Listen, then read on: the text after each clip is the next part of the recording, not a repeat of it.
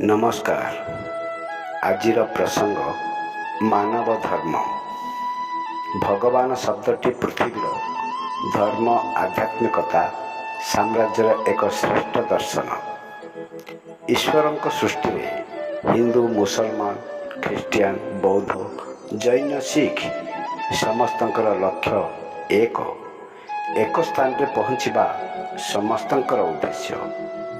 किंतु आमको बंचिबाको तो पड़िबो संसार रे संसारी हुई।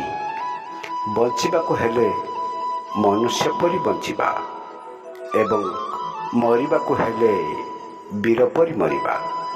किंतु मनुष तार प्रेम मैत्रीर प्रतिष्ठा करिबा, नूतनता और प्राचीनता मध्य समन्वय स्थापन करिबा, परस्पर सहित सहयोग स्थापन करिबा, देश पाई काम करिबा, अनीति दुर्नीति सामाजिक जघन्यता दूर करिबा, जीवन को भल पणिया रे भरिदेबा हेबो मनुष पणिया।